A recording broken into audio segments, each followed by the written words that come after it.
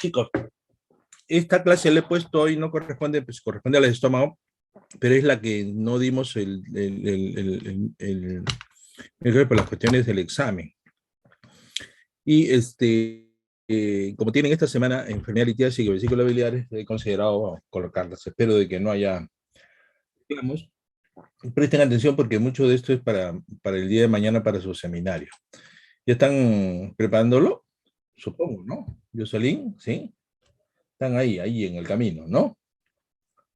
Bueno, vamos a avanzar. Vamos a hablar lo esencial. Ya saben, hay conocimientos esenciales, importantes y accesorios. Vamos a tratar principalmente lo esencial, aunque también vamos a encontrar muchas cosas importantes y algunas cosas accesorias. Entonces, vayan revisando. El PDF de patología también les puede servir para la exposición del día de mañana. Eh, ah, la clase de hernias, ¿les gustó o no les gustó el seminario de hernias? Es pura anatomía, casi. Hay que saber anatomía para poder entender hernias. Creo que cuando ustedes saben anatomía de hernias, ya, como les digo, el tratamiento. En cambio, este capítulo de enfermedad litiásica, no vamos a entrar, vamos a mencionar aspectos fisiopatológicos, anatómicos, pero no es tan florido. Lo más complicado en entender este capítulo de enfermedad litiásica es la patología. En esencia, la colelitiasis es la presencia de litiasis tanto en la vesícula. Uy, a Karenia le he eliminado, creo. Karenia, ¿estás por ahí? Ah, ya, cancelar. Me equivoqué. Karenia, ¿apareciste? No. Lo eliminé. Doctor, buenas noches. Ah, ya pensé que te había eliminado. Ya. Ok. Entonces les decía que lo importante en el seminario de mañana es de que el término colelitiasis pues, es la presencia de, sobre todo, cálculos, pero no simplemente en la vesícula, sino en todo el árbol biliar y todas las complicaciones. Entonces, hay demasiados términos y ahí vienen muchos aspectos que se llevan a confusión. ¿De acuerdo? Entonces, presten atención, yo les voy a ir guiando en todo este asunto. Entonces, la enfermedad litiásica biliar con litiasis, enfermedad de alta tasa de prevalencia, después de apendicitis aguda es lo que más operamos en nuestro medio. Colecistectomía es la extirpación quirúrgica de la vesícula biliar, es una cirugía que se hace bastante.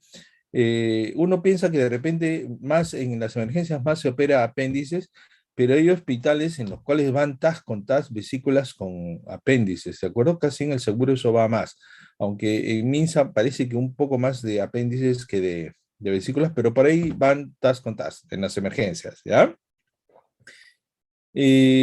A partir de la popularización de las intervenciones laparoscópicas, las COLELAP, empezaron a a abrir el campo de la laparoscopía y fueron las vesículas las que más se empezaron a hacer. De ahí ha empezado otros tipos de procedimientos. La variedad de presentaciones de cuadros clínicos, la nomenclatura hace particularmente difícil que el alumno pueda aprenderlo y entenderlo, y en eso consiste un poquito la clase. ¿De acuerdo?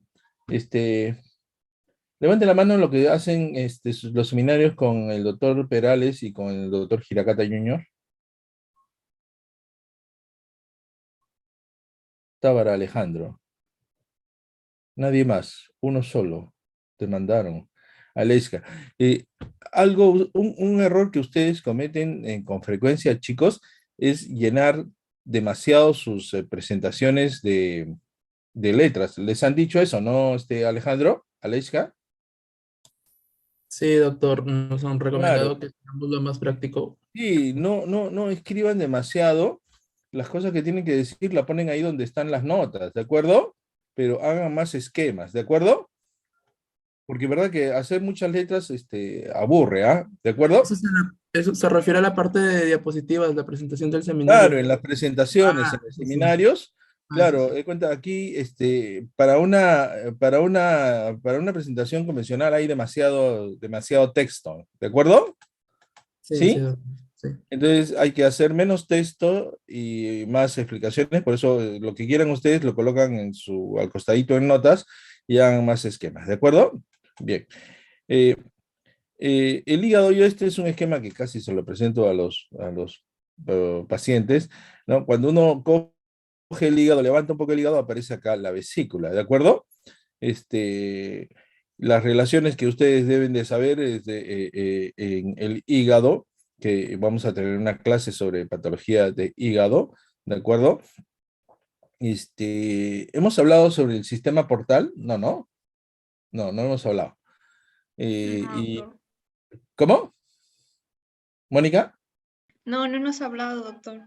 Ya, no les he hablado, pero ustedes han llevado anatomía, fisiología, gastroenterología, etcétera. Entonces deberían de saber la anatomía del hígado y deberían de saber la fisiología del hígado. Pero hoy día, como también dicté clase ¿cómo se llama? De terapéutica, hay cosas, conocimientos básicos que sí yo entiendo que o les han enseñado o no les tomaron ustedes mucho atención y ya se olvidaron, ¿no es cierto? De cuenta, a los chicos les decía yo cuando cogemos una jeringa de insulina, cada rayita, cuántas unidades de insulina hay. Y no sabían. Y estoy seguro de que la mayoría de ustedes se habrá olvidado de a cuántas unidades equivale cada rayita en la jeringa de insulina, ¿no? ¿Alguien se acuerda? ¿Nadie? ¿Le invito a una operación? Nadie. ¿Ya ven? No se acuerda. Igualito como eso de ahí, también no se acuerdan ustedes de la fisiología del hígado. Vamos a revisarlo, pero no ahora, ¿de acuerdo? Entonces, cuando levantamos aparece la vesícula biliar, acá el pedículo portal. El pedículo portal, tomen nota, es la vena porta, la arteria hepática y la vía biliar, ¿de acuerdo? La vía biliar. Entonces, eso es importante. Una aproximación, vesícula biliar, el pedículo portal, vamos a un paso atrás. Esto es el epíplon menor y este es el epíplon mayor. El epíplon menor es el que une la cara inferior del hígado con la curvatura menor del estómago, ¿de acuerdo? Y forma un manto junto con el pedículo portal. El epíplo mayor es el que cuelga del estómago, ¿de acuerdo? Vamos a revisar. Aquí tenemos el pedículo portal. Si la vena porta la arteria hepática, la vía biliar. Después, esto está junto en un solo paquete. En la parte de atrás está la vena cava inferior, ¿de acuerdo? Miren cómo entra al hígado. Eh, Acá tenemos el tronco celíaco, la arteria coronaria estomáquica, la esplénica, la hepática, este, que entra al hígado. Tenemos arteria hepática derecha, arteria hepática izquierda. Este es a grosso modo. Sigamos todavía para que no se aburra. Tenemos acá la vesícula biliar que está adosada en el lecho vesicular. Tenemos el fondo de la vesícula, el cuerpo vesicular, el bacinete. En algunas vesículas hay acá una bolsa, un ensanchamiento grande, se llama bolsa de Harman, ¿de acuerdo? Después aquí tenemos el cístico y acá esto es la unión cístico-bacinete, la unión cístico-bacinete. El conducto cístico con sus valvulitas, ¿cómo se llaman las valvulitas del conducto cístico? Anatomía, válvulas Heisner. de Heister, perfecto, muy bien. Entonces, del hígado sale el conducto hepático derecho y el conducto hepático izquierdo. En la placa iliar del hígado se unen estos dos y forman el conducto hepático común. Más o menos donde recibe el conducto cístico, de ahí para abajo suele empezar el conducto colédoco. Esto es variable. El conducto colédoco tiene una porción que va detrás del duodeno, que es la retroduodenal, y tiene una porción intrapancreática en el interior del páncreas, ¿de acuerdo? Desemboca a la altura de la segunda porción baja del duodeno, ¿de acuerdo? Muchas veces en una formación anatómica común con el conducto de Wilson, ¿de acuerdo? En la ampolla de Vater. Bien. Entonces, nuevamente tenemos acá la vesícula biliar y acá tenemos el conducto cístico. Aquí tenemos el conducto hepático común. Tenemos la arteria hepática que se divide en hepática derecha e hepática izquierda. La hepática derecha muchas veces pasa por detrás de la vía biliar y la arteria hepática derecha es por lo general que bota la arteria cística. ¿De acuerdo? Chicos, ¿tomaron nota? ¿Sipi? Sí, doctor. Sí, Sí, doctor. Doctor. Chicos, acá entonces hay una estructura, al doctor Giragata le gustan los epónimos, ¿no? En el triángulo de Gesell, y entonces aquí también aparece. Aparece este triángulo, ¿de acuerdo? Este triángulo conformado por el borde inferior del hígado, que suele ser el lóbulo cuadrado, ¿ya? O el segmento 4B, que bueno, cuando hagamos hígado lo van a entender. Debimos de haber hecho hígado primero, pero yo quería hacer esta clase para que lo tengan presente. Por otro lado, el conducto hepático común y el conducto cístico. Este triángulo se le llama triángulo hepatocístico. El verdadero nombre anatómico se llama triángulo de Boudet, o Budel en algunos libros, ¿de acuerdo? Pero por ahí también se le conoce como el triángulo quirúrgico de Calot, el triángulo quirúrgico de Calot. Cuando el doctor Giracata les pregunte, que generalmente no pregunto, ¿por qué? Porque ahorita les voy a decir el motivo. ¿Cuál es el contenido del triángulo hepatocístico o el triángulo de Budel o el triángulo quirúrgico de Calot? Ya lo fregué. Es la arteria cística, la arteria hepática derecha y el ganglio cístico. ¿Tomaron nota, chicos? Nada. Doctor, ¿el ganglio qué? Sí, doctor. ¿Científico ¿Puede también? El repetir, ganglio, doctor? el ganglio cístico, el contenido del triángulo hepatocístico, mejor le llamamos hepatocístico, triángulo hepatocístico conformado por el hepático común, el borde inferior del hígado que corresponde al lóbulo cuadrado y el conducto cístico. Entonces el contenido es la arteria hepática derecha, la arteria cística y el ganglio cístico. ¿De acuerdo? ¿Tomaron nota? Sí, doctor. Perfecto. Pero cuando hablen con la mayoría de cirujanos y sus profesores, a todo esto le van a conocer más como el triángulo de Calot, ¿de acuerdo? El triángulo de Calot. Y le van a preguntar, ¿cuál es el contenido del triángulo de Calot? Arteria cística, ganglio cístico y arteria hepática derecha. Pero el doctor Giragata, que es muy quisquilloso y revisa la parte anatómica, Jean-François Calot, en su tesis doctoral de 1890 acerca de la colecistectomía, él describe el triángulo de Calot, pero no lo describe así como lo estamos escribiendo. Y Boudet, que yo les decía, hace otra descripción de ese triángulo, ¿de acuerdo? Ese triángulo. Entonces, a partir de eso hay toda una confusión. El hecho es de que Calot originalmente, Calot, describió su triángulo de Calot anatómico como el conducto, el triángulo conformado por el conducto hepático común, el conducto cístico y la arteria cística. ¿De acuerdo? Entonces, triángulo de Calot, arteria cística, conducto cístico y conducto hepático común. Pero después, con toda esta confusión, hubo confusión a lo largo de la historia. Muchos anatomistas le pusieron a todo esto, al triángulo de Boudet, le llamaron triángulo de Calot.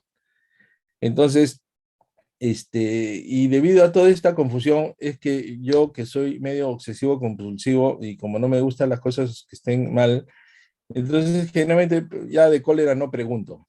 Pero si los profesores les preguntan, ya saben ustedes cuál es el enmarañado histórico que se hizo acá. ¿De acuerdo? ¿Está bien? María Alejandra, ¿se entendió? Sí, doctor. Todo claro. Sí, ¿Va a ¿no? preguntar eso, doctor? ¿Cómo? ¿Va a Nos va a preguntar eso? preguntar eso, doc. Ricardo, ¿me decías? Te va a preguntar eso. No, porque tendría que hacer una pregunta imagínense, ¿no? Señale verdadero o falso y tendría que poner tres, entonces verdadero, falso, verdadero, falso, verdadero. Sería medio complicado, aunque no me des malas ideas, ¿no? Ricardo, ¿tú qué opinas? Mejor no pregunte. ¿No? Mejor no pregunto, lógico, ¿no? Pero ya saben ustedes, ¿de acuerdo? Cuando ustedes le digan, entonces refíranse mejor a este triángulo como hepatocístico, ¿de acuerdo? Entonces, cuando ustedes se refieren a este triángulo hepatocístico, entonces le voy a decir, ¿quién te enseñó a ti cirugía? Va a decir el doctor Giracata. Ah, de razón te refieres con este triángulo como hepatocístico. El resto le va a llamar triángulo quirúrgico de Calot y los más acuciosos le van a dar triángulo de Pudé. ¿De acuerdo? ¿Sí, Ricardo? Además, ¿cuántos van a ser cirujanos de acá? Levanten la mano. No muchos, creo. Ya, pues, María Alejandra va a ser cirujana. Ya hay una. Entonces, por esa situación. Bien, ¿para qué sirve la bilis? Chicos, ¿para qué sirve la bilis? Para dar Emulsificar cólera. grasa. Exacto, Karen. No es para dar cólera, sino ¿para qué sirve la bilis? Yo le digo, la bilis sirve para emulsificar las grasas, es como un detergente. Cuando uno come un chicharroncito o una hamburguesa o un pollo frito de los de Kentucky Fried Chicken con mucho aceite, entonces necesita la vesícula que contraiga para que por estímulo de la colecistoquinina bote un poco de bilis para poder emulsionar las grasas y poder digerir las grasas, ¿de acuerdo? Para eso es importante. Entonces, hay que ver esto de acá. Entonces, existe toda una fisiología que no se las voy a dar al detalle, pero más o menos. Recordemos que se forma la bilis también a partir de los elementos de desecho de la hemoglobina. Recordemos de que a nivel del vaso hay degradación de los glóbulos, todos esos productos no son eliminados totalmente, sino que son aprovechados para producir y fabricar a partir de la hemoglobina bilirrubina. Primero tenemos la bilirrubina indirecta, no conjugada, ¿no? Y después en el hígado se conjuga y se produce bilirrubina de tipo conjugada y se hace ácidos biliares. Estos de acá producen, ¿cómo se llama? Bilis y son eliminados hacia el intestino para que se puedan multiplicar las grasas y esto va avanzando y sobre todo en el hilo terminal, las grasas, recordemos de que existen vitaminas que son liposolubles, solubles en las grasas. ¿Cuáles son, chicos?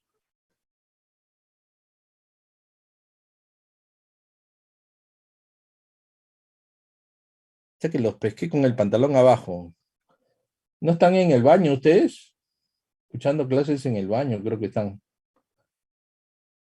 Doctor, vitamina A, vitamina E, vitamina D. No, más o menos, pero no en todas.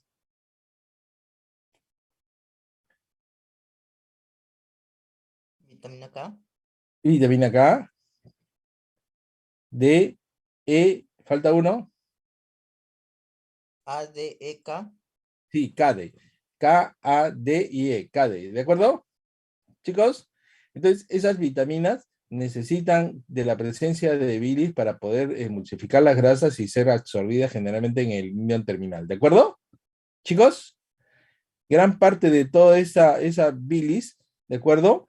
Va a ser reabsorbida en el intestino, en el hilo terminal y en el colon, y va a volver al hígado, lo que se llama el círculo entero hepático, ¿de acuerdo? Y parte de esa bilis se va a eliminar con las heces, lo que le da ese característico color medio marroncito, ¿de acuerdo? Entonces, chicos, eso, preguntas de examen, me parece muy bien. El hígado sobre todo tiene una función de detoxificación a través de las células del retículo endotelial, células de Kupffer, ¿no? Hay macrófagos, todo esto de acá, ¿no? La bilirrubina es un subproducto de la degradación, le da coloración a las heces y se puede eliminar también a través del urobilinógeno por la orina, ¿de acuerdo? Y los ácidos biliares son necesarios para la absorción eficiente de los lípidos y de las vitaminas liposolubles. Sin bilis no absorbemos lípidos, ¿no? Entonces, esa es la función de la bilis. La bilirrubina es un subproducto de esta degradación y se elimina incorporándola a la bilis, se elimina por heces. Muy bien. ¿Qué es lo que pasa cuando yo les explico a los pacientes para que me entiendan, de que cuando todo esta bioquímica y fisiología vesicular es adecuada y la bilis es producida con eficiencia, entonces la vesícula no va a formar cálculos, ¿de acuerdo? ¿Y qué es lo que pasa? Cuando hay ciertos desórdenes hormonales o también en relación a la degradación de la hemoglobina, etcétera, entonces, ¿qué resulta? De que la composición de la bilis se ve alterada y en ese desequilibrio en la composición de la bilis, que vamos a ver a continuación, se precipitan sales de colesterol, de bilirrubinato de calcio, etcétera, se precipitan y al precipitarse forman cálculos. En resumen, una vesícula que forma cálculos es una vesícula que funciona mal, va a funcionar mal y seguirá funcionando mal, ¿de acuerdo? Y hasta ahora no suele haber un tratamiento médico que componga ese equilibrio de la bilis y evite que haga cálculos. Es por eso de que una vesícula que forma cálculos es una vesícula como las gallinas que comen huevo, ¿no? O sea, la única solución es quemarles el pico, ¿ya? Es decir, hay que extraer esa vesícula biliar, ¿de acuerdo? Hay que extraer esa vesícula biliar. Doctor, yo no quiero que me saque la vesícula, yo quiero que simplemente me abra la vesícula y saque los cálculos. Entonces yo le explico, bueno, pero de aquí a 2 años los cálculos van a estar nuevamente, ¿de acuerdo? Entonces no es muy inteligente sacar los cálculos nada más dejando la vesícula. ¿Se entiende, chicos? ¿Se entiende? Sí. Doctor. Entonces, hay varios tipos de cálculos biliares. Unos cálculos de colesterol, otros cálculos pigmentarios, y hay una mezcla, sobre todo también de estos de colesterol y de cálculos pigmentarios. Los cálculos de colesterol puro son mucho más frecuentes en las mujeres, porque el colesterol tiene que ver mucho con el metabolismo hormonal, y las mujeres tienen más desórdenes hormonales en relación al colesterol, y se presenta mucho más también en las gestaciones. En la gestación hay adaptaciones hormonales que tiene que hacer. Es mucho más frecuente entonces de que las mujeres hagan cálculos que los varones, ¿ya? Dios en su inmensa generosidad le dijo a los hombres que no, ustedes ya sufren bastante, no van a sufrir, que sea la mujer la que sufra de cálculos vesiculares. Entonces les mandó los cálculos ahí, ¿de acuerdo? Entonces, cálculo de colesterol puro. Hay cálculos mixtos de colesterol con bilirrubinato de calcio, proteínas, carbonatos y fosfatos. Hay otros cálculos pigmentarios. Estos cálculos pigmentarios son cálculos negros de bilirrubina, carbonatos, fosfatos, calcios, que se presentan más en la vesícula biliar. Y hay cálculos pardos que están de bilirrubinato de calcio, ácido palmítico, ácido esteárico, que todos son ácidos grasos, que son más frecuentes en las vías biliares. Estos cálculos suelen presentarse en personas con alteraciones hematológicas o con alteraciones en el hígado. Los cirróticos característicamente producen cálculos negros en la vía biliar, y hay pacientes que hacen hemólisis. Todas las enfermedades que producen hemólisis generalmente va acompañada de un poquito más de presencia de cálculos, ¿de acuerdo? ¿Y qué pacientes hacen hemólisis? Los pacientes que cuenta talasemia, sickle cell disease, esferocitosis, todos esos de ahí hacen. Los pacientes que tienen alteraciones, cuenta valvulares cardíacas, los que son operados de corazón con prótesis valvulares, hacen más hemólisis, también tienen más riesgo de hacer cálculos vesiculares. Los pacientes obesos que bajan bruscamente de peso también hacen más cálculos biliares, ¿de acuerdo? Entonces, hay estos cálculos, no hay una sola causa.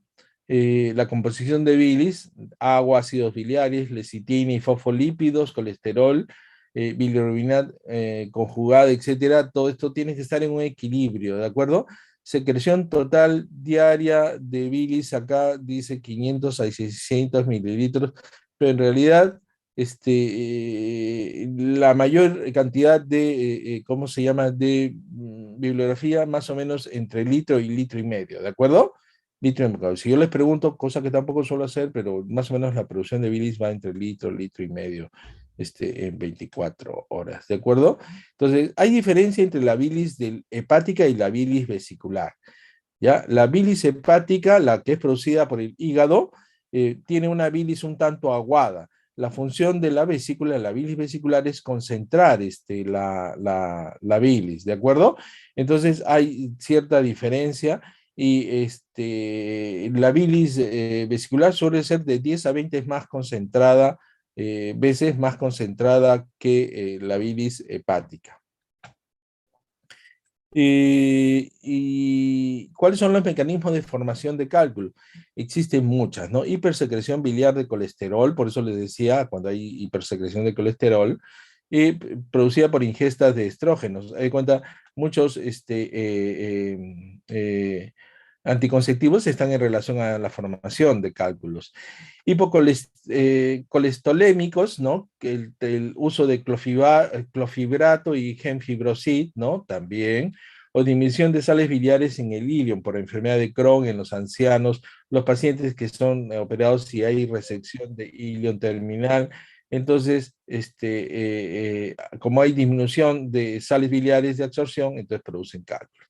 Hay veces formación de micelios defectuosos, es decir, recordemos de que la vesícula como detergente forma micelios, que estos son los que van a fijar las grasas en el intestino. Hay formación de núcleos, ¿no? Y presencia de barro biliar. ¿Ya? El barro biliar es medio controversial. Muchos pacientes me vienen con ¿cómo se llama? Con ecografías con barro biliar y vienen para operarse. Yo les digo que no suelo operar barro biliar normal. Habría que analizar bien el cuadro clínico, puesto de que hay pacientes en situaciones normales que pueden formar barro biliar. Cuenta, los pacientes que están en ayuno prolongado hacen barro biliar. Los pacientes que están en la UCI en tratamiento de algunos medicamentos, entre ellos la ceftriaxona, forman barro biliar. Entonces, la sola presencia de barro biliar, creo yo en lo personal que no es motivo de operar. Ahora, ¿hay mayor probabilidad de hacer pancreatitis con barro biliar? Sí, ¿de acuerdo? Sí, pero eso de ahí, como le digo, mientras que el paciente esté en ayunas, puede hacer barro biliar. Ustedes que están en ayuno prolongado, ¿no? Porque están guardando la línea, entonces pueden hacer barro biliar, ¿no? Pero eso es para otros alumnos, porque ustedes no hacen ayunos, ¿no es cierto? Miren, Isabel está levantando la mano, ¿sí? Sí, doctor, ¿cómo está? En el caso que acaba de tratar usted sobre el barro biliar, ¿hay alguna indicación farmacológica para poder disminuir esta formación o no? En realidad sí, pero no es muy efectivo, no es muy usado, ¿no? En la práctica. Lo que yo recomiendo es hacer una buena historia clínica y averiguar si es que el paciente está en algunas situaciones como ayuno prolongado, ¿de acuerdo? Que hay que evitar ese ayuno prolongado o está en tratamiento con algunos medicamentos que pueden formar barro biliar, ¿ya? El ácido desoxicólico puede ayudar, pero no es muy utilizado en nuestro medio en la terapéutica de todo esto de acá. ¿De acuerdo, Miriam? Sí, doctor, ok, comprendido. Muy bien. Entonces, la formación de cálculos en cualquier parte del árbol biliar se denomina colelitiasis, ¿ya? Patogenolitiasis biliar o colelitiasis. Colelitiasis no, nos dice que hay cálculos nada más. Entonces, litiasis vesicular, presencia de cálculos o piedras en la vesícula biliar o en los conductos biliares. La mayoría de las personas tienen enfermedades, tienen cálculos dentro de la vesícula. Colelitiasis, cole es bilis, litos, piedra, ¿no? Más frecuentemente se encuentra también, o menos frecuente en el colédoco, ¿de acuerdo? En el colédoco. Los cálculos son formaciones. Ahora, un principio básico es de que no todos, los residentes, yo no sé por qué me cuesta tanto hacerle entender esto a los residentes. Los residentes creen, ¿no?, de que todos los cálculos de la vía biliar son cálculos que originaron en la vesícula y de ahí migraron hacia la vía biliar. No, jóvenes. Hay cálculos en la vesícula los cálculos de la vesícula se formaron en la vesícula, pero hay cálculos del colédoco, algunos de estos migraron desde la vesícula y otros se formaron en la vesícula. Perdón, en el colédoco, ¿de acuerdo? ¿Claro? ¿Chicos? Sí, doctor. Perfecto, eso es importante. Los cálculos, formaciones cristalinas, diversos componentes, 4 tipos, ya lo hemos hablado, ¿no? Los 2 primeros más frecuentes en todo el mundo occidental, los del colesterol, los mixtos, ¿de acuerdo? Y los negritos más en los países asiáticos, parece, en relación a algunas infecciones. Ustedes, les conté yo en terapéutica la historia de Mari la tifosa, ¿no? ¿No?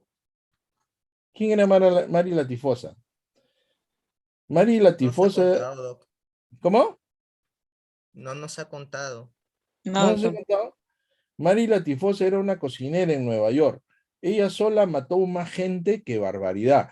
¿Por qué? Porque ella era una portadora sintomática de Salmonella typhi.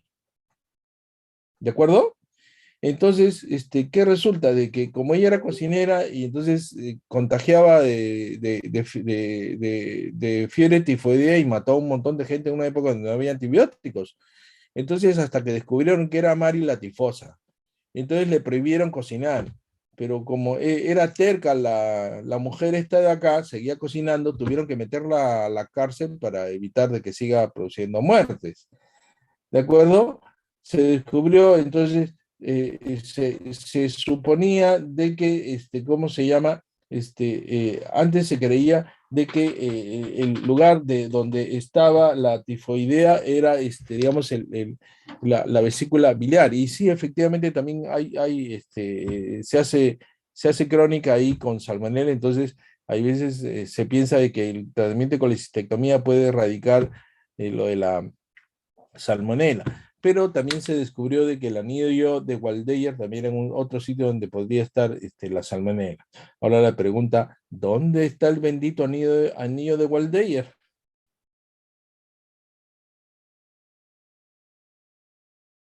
En la O- boca. en la faringe, ¿no es cierto? En la faringe, ¿no? ¿Mariano? Está bien. Sí, doctor. Perfecto, entonces sigamos, ¿ya? Entonces, en forma global, de 20 a 50% de las mujeres y de 10 a 15% de los varones al cumplir los 60 años serán portadores de cálculo de colesterol.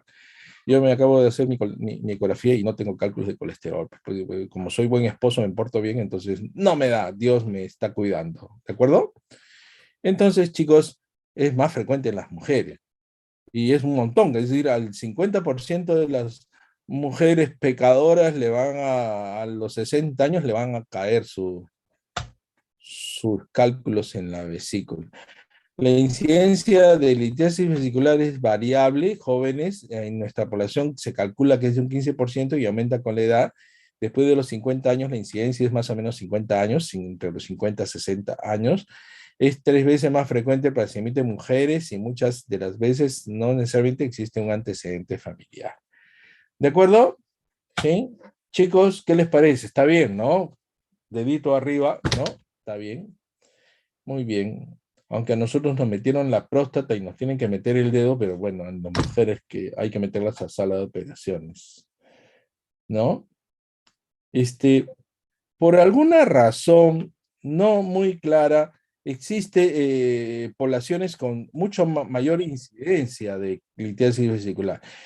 Ustedes saben de que Chile está ahora enfrascada en un tremendo problema de una nueva constitución en donde la población mapuche se ha levantado y está reclamando cosas recontralocas, ¿no? Ya le van a llamar Estado Plurinacional de Chile, ¿no?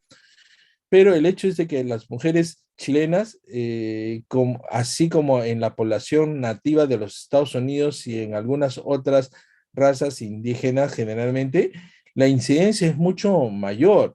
Se calcula que el 50% de las mujeres mapuche en Chile tienen cálculos vesiculares. Es la tasa más alta, una de las tasas más altas del mundo, ¿de acuerdo?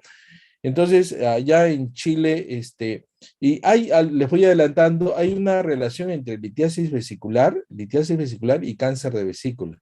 Entonces, entre las mujeres chilenas, la principal causa de muerte por cáncer no está en el útero ni está en el seno, sino está en la vesícula biliar.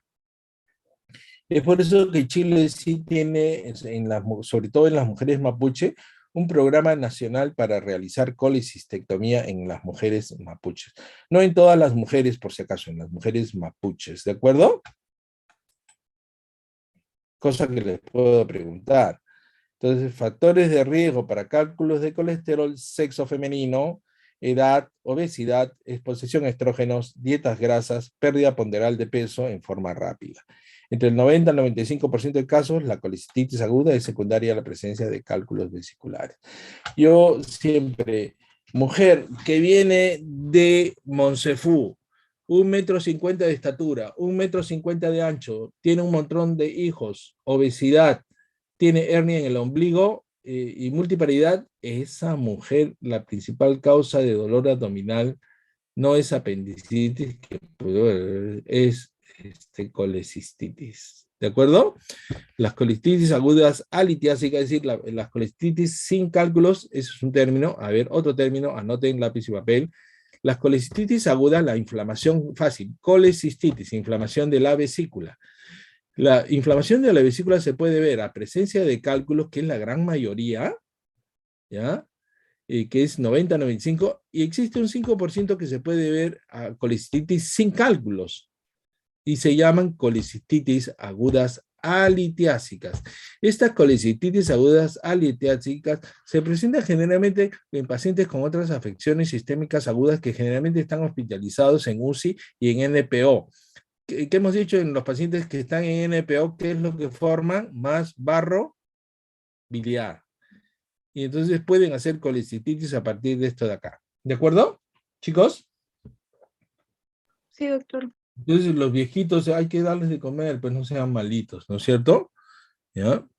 Y en pacientes con trastornos hematológicos también. En menos del 1% la colecistitis es secundaria a un tumor que ocluye el cístico. Es raro, es decir, un cáncer de vesícula que ocluye el cístico es causa de colecistitis en menos del 1%.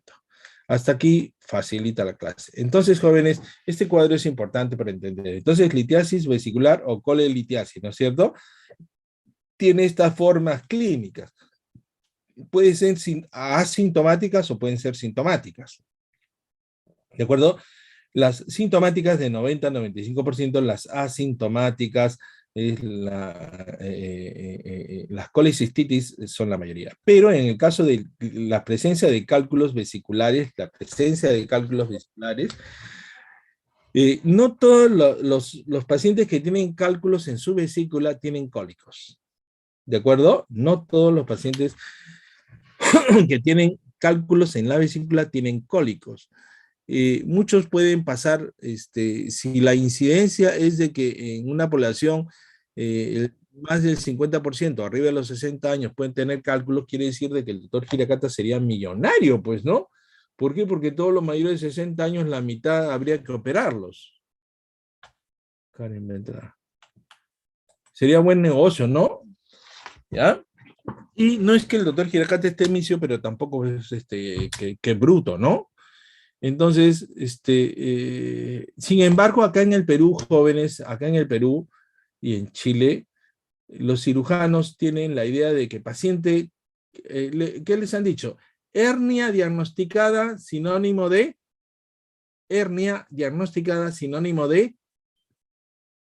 ¿nadie? Operación. De operación, ¿de acuerdo? Hernia diagnosticada sinónimo de operación. Yo no creo eso tampoco, pero sí eso es más aceptado, ¿de acuerdo? Y acá en Perú como en Chile hay muchos cirujanos que creen cálculos en la vesícula diagnosticado, paciente que se tiene que operar de colecistectomía. Ahí sí, jóvenes, eso no es tan cierto, ¿ya? Entonces, los cálculos que se deben de operar, sobre todo, tomen nota, pregunta de examen, uno son los sintomáticos. Número 2, aquellas vesículas cuya ecografía demuestran paredes engrosadas o calcificadas. ¿De acuerdo? ¿Tomaron nota? ¿Sí? ¿No? Sí, doctor. Perfecto. Entonces, Sí, doctor. jóvenes, perfecto. Entonces, las litiasis vesiculares asintomáticas, que es la presencia de cálculo en la vesícula sin dar síntomas, generalmente no deberíamos de operarlas, sobre todo en mayores de 70 años. Yo tengo un montón de viejitos que los han mandado porque dicen que se van a operar, consulta con el doctor Giracata, y yo le pregunto si es que han tenido cólicos.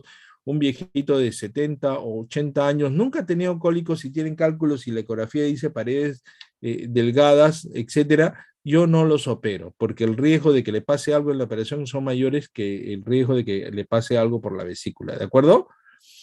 En cambio, los que tienen litiasis vesicular sintomática, los que tienen cólicos, estos sí, jóvenes, se tienen que operar, ¿de acuerdo? ¿Sí, Miriam? Más si son mujeres pecadoras, se tienen que operar, ¿no es cierto, Miriam? Eres pecadora, sí. Se tienen que operar. Como mucho. Como muchas, ¿no? Como ustedes comprenderán. Bien, entonces, y de estas de acá tenemos dos formas: las colecistitis crónicas calculosas y las colecistitis agudas calculosas. Ahora, pueden ser crónicas reagudizadas también, ¿de acuerdo? Crónicas reagudizadas. Ahora, cuando una mujer tiene colecistitis aguda a repetición, y la mujer terca, pues, ¿no? Al final, mujer, no se quiere operar, entonces está que se inflama, que se desinflama. Se inflama, se desinflama. Entonces, en esa inflamación, desinflamación, inflamación, desinflamación, se va haciendo crónica y se va haciendo escleroatrófica, se va alterando la composición de sus tejidos, ¿de acuerdo? Y estando así, es posible que le dé nuevamente episodios de aguda, entonces está en ese plan. ¿Se entendió lo que dije? Entonces, la colecistitis aguda calculosa se caracteriza por cálculos en la vesícula que provocan dolor en el hipocondrio derecho muy intenso. Además, producen fiebre, escalofríos, náuseas, vómitos, y pueden o no remitir con analgésicos. El laboratorio y la clínica presentan signos inflamatorios, es decir, tenemos hemogramas alterados, proteína C reactiva alteradas, hay el examen dolor, hay signo de Murphy positivo, maniobra de Murphy positivo. Esa es una colecistitis aguda calculosa. ¿De acuerdo, chicos? Chicas pecadoras, ¿están de acuerdo? No. ¿Se entendió? Doctor, Sí, ¿puede volver a repetir, por favor? Que no se está escuchando muy bien. No se escucha muy bien. Entonces, perfecto. Viene una paciente mujer, ¿no? Con un dolor en hipocondrio derecho, ¿de acuerdo? Pero además del dolor, presenta fiebre, escalofríos, náuseas, vómitos. Le piden un hemograma y algo más, y presenta hemograma con signos infecciosos, es decir, leucocitosis con desviación izquierda.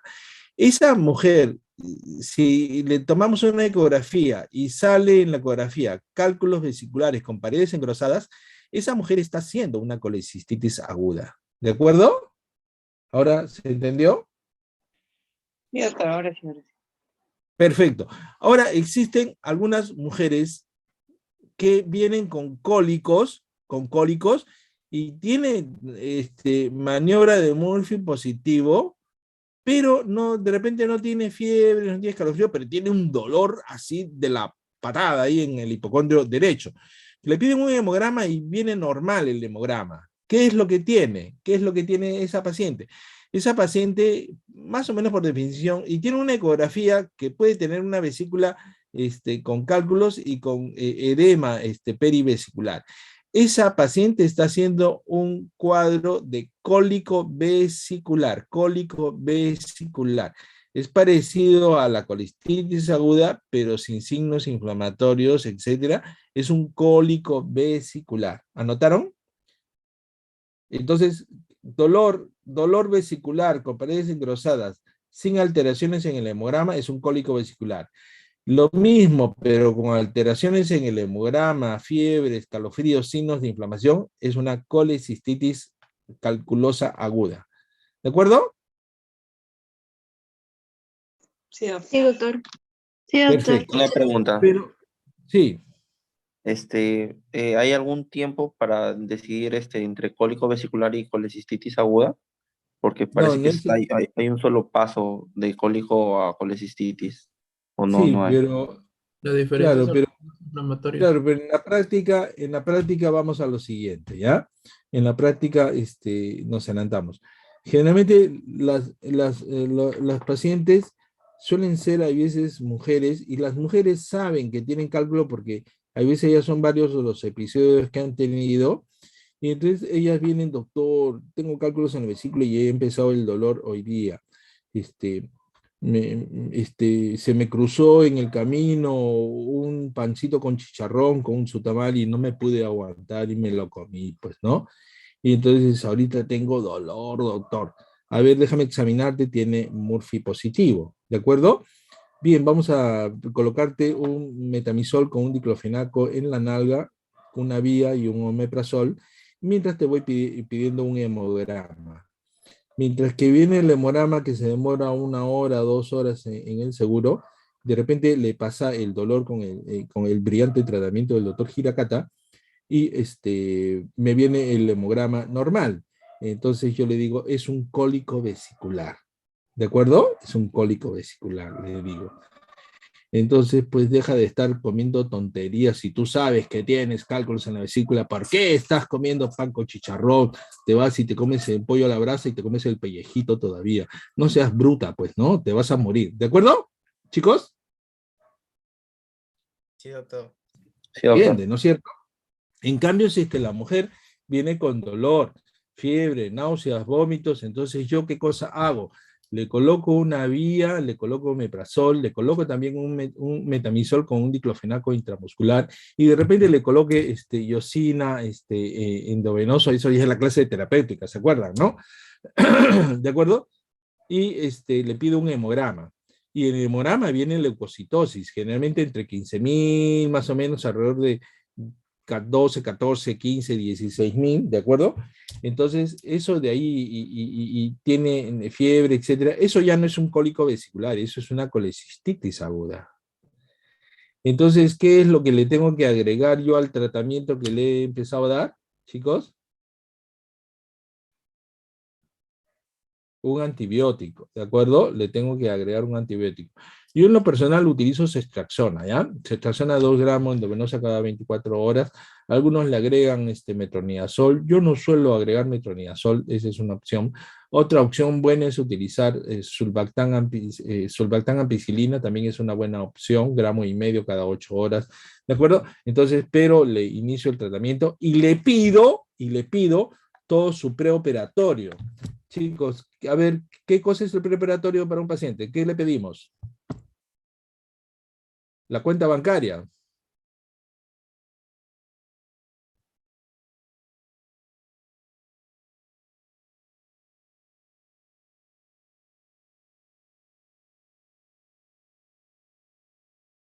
Bien, Leslie, te vas a hacer una listita y la tienes ahí al frente, ¿de acuerdo? Hemograma, hemoglobina, hematocrito, glicemia, urea, creatinina, tiempo de coagulación y tiempo de sangría. Grupo sanguíneo y RH, ¿de acuerdo? Además, cuando se trata de problemas vesiculares, hay que pedirle fosfatasa alcalina y bilirrubina total y fraccionada. Si es que hay ictericia, TP e INR, ¿de acuerdo?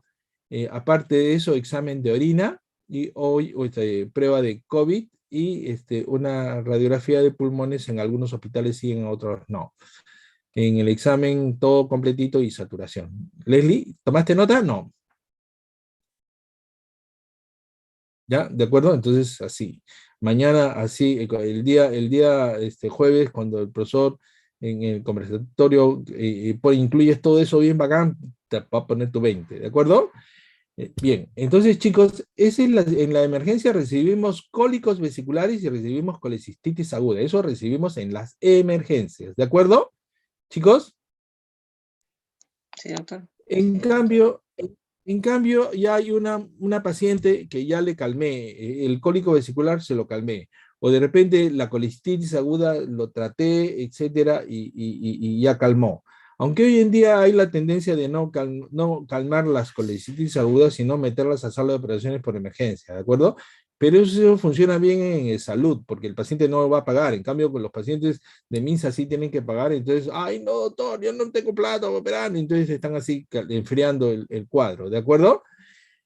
Pero ya la mujer ya sabe, pues ya sabe que es pecadora, que no puede estar comiendo pues, pollitos, ni arroz con pato, ni nada. Entonces, ay, ya me dijo que me voy a morir. Antes de que me salga complicando, mejor me opero en forma programada y electiva. ¿De acuerdo, Miriam? Sí, doctor, sí. Claro, porque no todas las mujeres pecadoras son necias, ¿no es cierto? Entonces, esas Claro. pacientes se van por el consultorio y dicen, doctor Giracata, ya me han dado 3 veces cólico y no me quiero morir porque tengo mis hijos pequeñitos y se van a quedar sin mamá, entonces yo quiero de que usted me programe, me prepare para operar. Eso es una colecistitis crónica calculosa, ¿de acuerdo? Es una colecistitis, ¿dónde está mi puntero? ¿Ya? Es una colecistitis crónica calculosa, ¿de acuerdo? ¿Sí? Ese paciente tiene cálculos en la vesícula que pueden dar dispepsia, grasa o cólicos en hipocondrio derecho de leve a moderada intensidad que suelen calmar, que remiten con antiespasmódicos y otros tratamientos. No tienen signos inflamatorios, ¿de acuerdo? Y estos pacientes de acá son los que se van a programar en forma electiva. Esos son los pacientes que yo lo programo bonito, le pido sus análisis.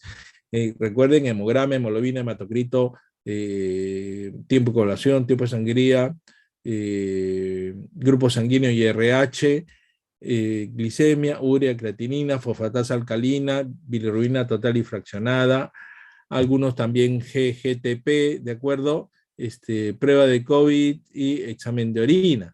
Y estos son los que yo en forma electiva, y también hay que pedirle su riesgo quirúrgico, acá también su riesgo quirúrgico, ¿de acuerdo? Y le decimos, ponemos una fecha para operarla. Estas son de emergencias, ¿de acuerdo? Entonces, si la paciente le está dando vueltas y no quiere operarse, estas vesículas pueden evolucionar hacia colecistitis escleroatróficas, es decir, vesículas con mucho componente inflamatorio, y esto tiene relación con cáncer de vesícula. Asociación de cáncer de vesícula es mayor, ¿de acuerdo?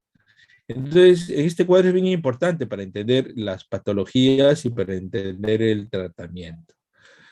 Entonces, bien, el cuadro clínico de una colecistitis, 75% tiene antecedentes de cólico vesicular y o ecografía positiva litiásica, pero son tercas, pues no se quieren operar.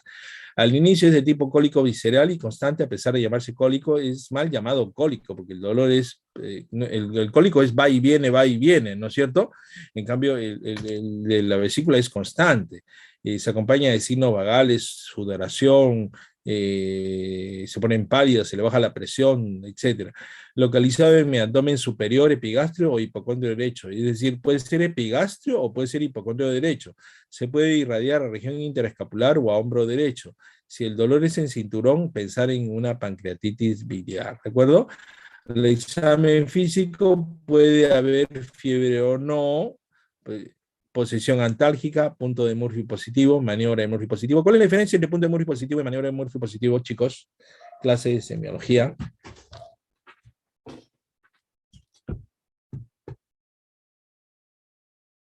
Siguen en el baño con el pantalón abajo ustedes. Doctor, creo que el punto de Murphy era el lugar exactamente donde se producía el dolor, y la maniobra de Murphy era cuando el paciente deja de inspirar ante el dolor que presenta Ya, en el punto. más o menos, Mariano, está bien, revísalo, pues, más o menos, no estás mal, pero hay que localizar bien el punto, ¿de acuerdo? y revísenlo ahí. Ahorita eso ya lo pueden aclarar ustedes mañana, tarea para mañana, ¿de acuerdo? Entonces, ocasionalmente hay masa palpable, puede haber ictericia muy leve. Si hay ictericia franca, pensar en que además de eso, de cálculos en la vesícula, hay cálculos también en el colédoco, ¿de acuerdo? El dolor mayor en hipocondrio derecho o en epigastrio, si es en cinturón y el paciente en posición en navaja sevillana, pensar en pancreatitis, ¿de acuerdo? ¿Cómo es la posición en navaja sevillana? ¿Nadie sabe? Chicos, miren, acá tengo mi navaja Victorinox. Esta es una navaja retráctil. Cuando está así abierto, esta es posición de navaja sevillana, o sea, doblado. ¿De acuerdo, chicos? Sería también en posición fetal, llamado. Eh, fetal, dobladito. Muy dobladito, no, generalmente están así, ¿ya? Entonces, esa posición, navaja sevillana con el potito levantado, es algo así, ¿de acuerdo? Sí, más o menos así es la posición, ¿ya? En posición maometana también se le puede llamar, ¿de acuerdo? Bien. El laboratorio, marcadores de inflamación positivos, hemograma, leucocitosis variable entre 10 a 15.000. Si es que es mayor de 18.000, ya está complicado eso. Elevación de proteína C reactiva. La proteína C reactiva es como la vecina chismosa que por cualquier cosa para el oído, igualito la proteína C reactiva reacciona por cualquier cosa. ¿De acuerdo? Imágenes, jóvenes, ecografía, Murphy ecográfico positivo, pared engrosada más de 4 milímetros y signo de doble pared.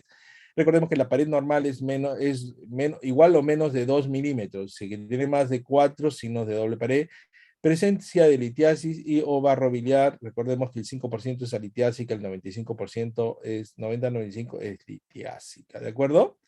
Hasta ahí vamos muy bien. Lo que tienen que revisar bien para el día de mañana su exposición, ahí se van a lucir, son los criterios diagnósticos de las guías de Tokio 2018, aunque ya salieron las del 2021, ¿de acuerdo? Pero las del 2018 todavía están bastante bien. Mañana lo van a exponer, signos locales de inflamación, signos sistémicos de inflamación e imágenes. Con esto de acá, en signos locales de inflamación, signo de Murphy, masa en cuadrante superior derecho, dolor o sensibilidad. Los signos sistémicos, fiebre, proteína C reactiva, elevado recuento de glóbulos blancos, y en imágenes, ecografía con signos de colicistitis. Un ítem del A con uno del B es sospecha diagnóstica, y si es que tienen uno de cada uno, ya es diagnóstico definitivo. Sensibilidad 91%, especificidad 96.9%, ahí ya tienen el dato, ya se los estoy regando para la exposición del día de mañana. La ecografía abdominal es el examen imagenológico de elección para la litiasis vesicular en las salas de emergencia, pero el examen con mayor sensibilidad y especificidad es la gammagrafía. ¿Ya? Si les pregunto a CIESCAS cuál es el examen con mayor sensibilidad y especificidad, la respuesta es gammagrafía, ¿de acuerdo? Pero nadie tiene un gamágrafo a la mano en la emergencia, pues, chicos, entonces es poco práctico. En cambio, una ecografía sí la tenemos generalmente a la mano. Es por eso que el examen de mayor utilidad es la ecografía. Ventajas: no invasivo, amplia disponibilidad, buena relación costo-beneficio. La desventaja que depende del operador dependiente, depende de que el que hace la ecografía sea un trome, pues, ¿no? ¿Ya? Los signos ecográficos: pared mayor o igual a 4 milímetros, agrandamiento vesicular, distensión, cálculos y líquido perivesicular, ¿de acuerdo? El signo también de Murphy ecográfico, es decir, le ponen el traductor, le piden tome aire y ¡ay! Duele, ¿de acuerdo? Perfecto, hasta ahí vamos muy bien. Los criterios de gravedad, chicos, se los dejo acá para que los estudien, los expongan quizás, pero estos criterios son generales, ¿no? Acá tenemos colecistitis aguda, ¿no? Grado 1 leve, no cumplen los criterios ni 2 ni 3. Entonces, ¿cuándo es un cuadro grave? Cuando va acompañado de disfunción cardiovascular, disfunción neurológica, respiratoria, renal. Ya el paciente está más para el otro lado, ¿de acuerdo? Se los dejo allí pero no los vamos. el índice de Charlson corregido no es simplemente para la vesícula, sino son índices que van a agravar la morbimortalidad en el caso de necesitar cualquier tipo de cirugía, no es simplemente para las vesículas, ¿de acuerdo? Se los dejo ahí como un dato, pero no es específico para vesícula, pero si usted lo analiza, ¿no? Miren, puntuación 1, 2, 3 y 6. Y depende si es que además de la vesícula tienen estas enfermedades, es decir, un paciente que tiene un cáncer con metástasis o tiene SIDA tiene un mayor puntaje. En cambio, si es que es uno nada más, enfermedad de infarto de miocardio o demencia, uno nada más, entonces un solo puntito. A la larga aumenta un punto por cada década a partir de los 60. A partir de 50 años ya estamos cochos nosotros ya y pucha que nos aumenta el riesgo, cualquier cosa, ¿no? El doctor Giracante está acá y decir, cualquier cosa que me vaya a pasar me aumentan 2 puntitos. ¿Y para qué es importante esto? Que el riesgo relativo es estimado con puntuación corregida de la edad. Si es que yo tengo ya 60, por mi edad nada más tengo puntuación de 2. ¿En cuánto me aumenta el riesgo relativo de cualquier cosa? En 2.10% ya me aumenta el riesgo. Si yo tuviera más de 8, ya pues es cerca de 20% me aumenta el riesgo, pero a eso sirve, pero no es, no, ni les pongan. Recuerden ustedes el sistema de clasificación de ASA de los anestesiólogos, ya lo deben de haber revisado, ¿no? También tiene que ver. El hecho, jóvenes, revisemos colelitiasis, cálculos vesiculares, tenemos la vesícula biliar lleno de cálculos, ¿de acuerdo? Hay varios cuadros clínicos, ya lo hemos hablado, desde lo principal, la colesterolosis, que son los depósitos de, ¿cómo se llama?, de colesterol en la mucosa de la vesícula, ¿no? Que esto se llama colesterolosis, hasta la colecistitis crónica, ya tenemos atrofia en la mucosa, y las colecistitis agudas con gran inflamación y con necrosis de la mucosa, ¿de acuerdo? Hay un cuadro clínico en el cual la vesícula, al obstruirse, jóvenes, resulta de que ya no entra bilis, y toda la bilis que está en el interior es reemplazada por moco, porque la pared vesicular forma moco. Y entonces da un cuadro que se llama hidrocolecisto o hidropesía vesicular. Hidropesía o hidrocolecisto. Pero si es que este moco se infecta, entonces produce un cuadro en el cual encuentra ya no uno moco, sino encuentra pus. Esto se llama piocolecisto o empiema vesicular. Piocolecisto o empiema vesicular. ¿De acuerdo? Esta es una vesícula del doctor Hiracata que operé al año de haber llegado acá a Chiclayo, es decir, es del año 92 más o menos. Miren, tienen una vesícula escleroatrófica calcificada totalmente con los cálculos en su interior, ¿no? Esto parece un checo, ¿no? Una maraca, ¿no? Esto es una vesícula en porcelana. Estadísticamente son las que más se asocian a cáncer de vesícula, ¿de acuerdo? Aquí tenemos un cáncer de vesícula con un cálculo de colesterol, mire, y esto es un cáncer de vesícula. ¿Ya?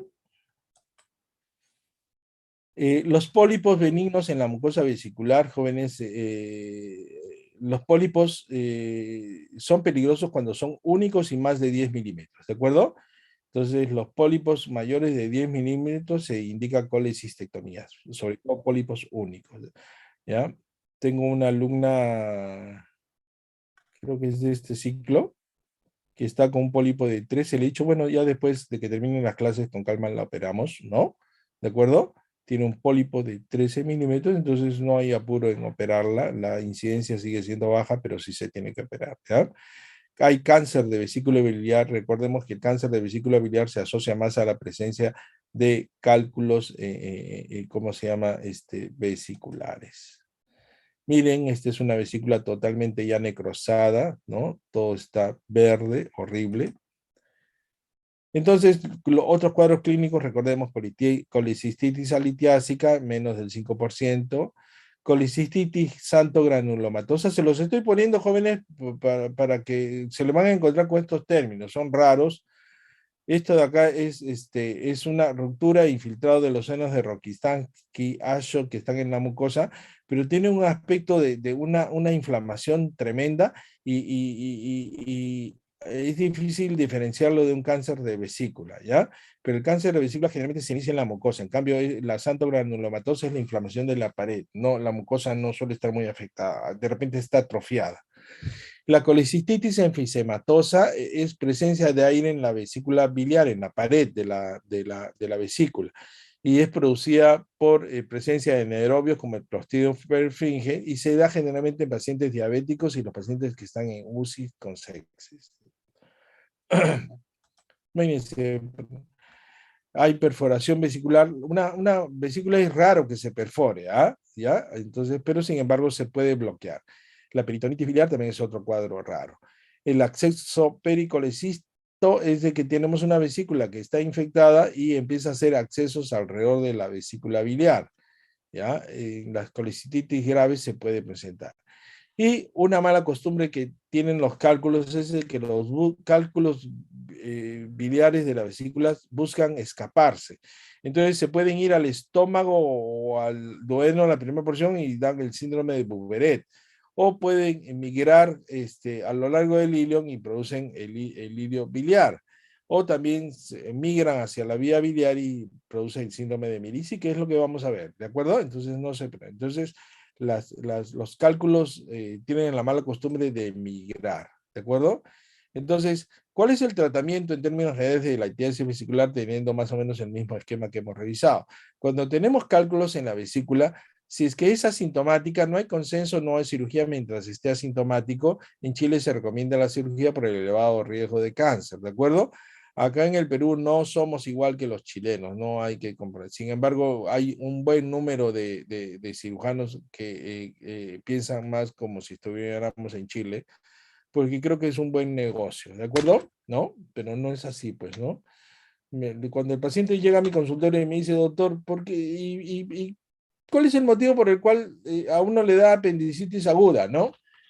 En realidad, pues, uno no sabe por qué a uno le da, a uno sí, pero yo ya a algunos pacientes le digo, bueno, porque Dios es tan generoso con los cirujanos y el cirujano tiene que pagar la universidad de sus hijos, por eso le da a usted apendicitis, pues, ¿no? Bien, tenemos por el lado las litiasis vesiculares que son sintomáticas, sintomáticas. Cuando es aguda, ¿qué hay que hacer? Hidratar al paciente, antibiótico terapia y colecistectomía laparoscópica, ¿de acuerdo? Alternativa, colecistectomía abierta, pero si es que se tiene laparoscopía, preferir laparoscopía a hacerla abierta. En algunos casos, tratar de enfriar el cuadro agudo dándole tratamiento con antibiótico, etcétera. De cuenta si que estuvieran ustedes haciendo su serum, el paciente está en Incahuas y un huaico bloqueó la carretera, o que resulta que los comuneros del Cusco bloquean la carretera y no dejan salir ni a las ambulancias, entonces ustedes tienen que enfriar ese cuadro dándole antibióticos, antiinflamatorios, omeprazol, etcétera. ¿De acuerdo? Pero el tratamiento de elección ante una colicitis aguda, ¿cuál es? Operarlo. ¿Por qué? ¿De qué forma? Colicistectomía laparoscópica. ¿Se entiende, chicos? Sí, doctor. Listo, Miriam, más claro, nadie. En cambio, las colicistitis crónica calculosa, cirugía laparoscópica electiva, ¿de acuerdo? Cirugía laparoscópica electiva. Colicitis escleroatrófica, se puede hacer colicistectomía laparoscópica o abierta, pero si es que tienen dificultad, chicos, hay que convertirla. Cáncer de vesícula, generalmente también cirugía abierta, y hay que resecar vesícula y parte del hígado, ¿de acuerdo? Bien, sigamos. Factores de riesgo para desarrollar litiasis vesicular. La edad, mayores de 70 años, mayores probabilidades, pérdida de peso brusca, obesidad, pérdida de peso posterior a dieta baja en calorías o después de cirugía bariátrica, paridad, embarazos múltiples y multiparidad, mayor riesgo de litiasis. Algunas drogas o medicamentos, tratamiento con fibratos, estrógenos, progesteronas, opioides, estraxona pueden provocar. Historia familiar, género femenino, no debería decir género, debería decir sexo, ¿no? El término correcto no es género, es sexo. Alimentación, nutrición parenteral prolongada, ayuno prolongado, como son los pacientes que están en la unidad de cuidados intensivos, y algunas enfermedades ciliares por la reabsorción, enfermedad de Crohn, resección intestinal, bypass, diabetes mellitus, hemólisis crónica, cirrosis alcohólica, infección biliar, como el caso de Mari latifosa, ¿no? Cirrosis biliar primaria, etcétera, etcétera, etcétera. ¿De acuerdo? Tomaron nota. Chicos, los cálculos les decía que pueden migrar, ¿no? Es decir, está en el cálculo enclavado y que resulta que migra y se mete a la vía biliar. Este es un fenómeno ya descrito desde muy antiguo, pero a esto un cálculo que migra hacia la vía biliar se le conoce hoy como síndrome de Mirici, ¿de acuerdo? Y la clasificación la hizo Chendes. Esta es una patología bien sudamericana porque Pablo Mirici era un cirujano argentino y el doctor Chendes es un cirujano, todavía está vivo, un cirujano chileno, ¿de acuerdo? Que describió esta clasificación. Entonces, existe lo que se llama el síndrome de Mirici, la clasificación de 1 hasta el 5. El tipo 1 es cuando el cálculo comprime la vía biliar principal, pero no la afecta. Acá tienen el cálculo y está comprimiendo la vía biliar sin afectarla. Esto se llama Mirici de tipo 1. Pero cuando el cálculo se mete a la vía biliar, pero se mete menos de 1/3 de la luz de la vía biliar, se llama Mirici de tipo 2.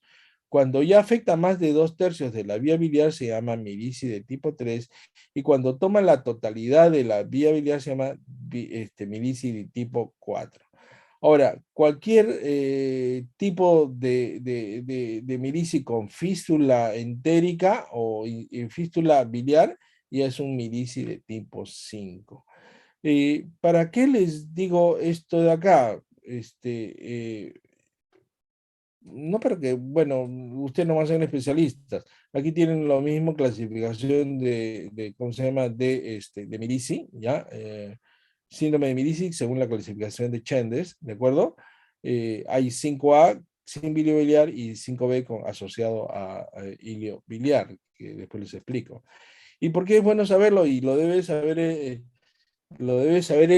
residente de cirugía y lo debería de saber todos los cirujanos, pero a mí me sorprende de que a veces se encuentran síndrome de Mirici y los cirujanos jóvenes, y que resulta que no le dan un buen tratamiento porque desconocen la teoría. Da pena decirlo, pero es así.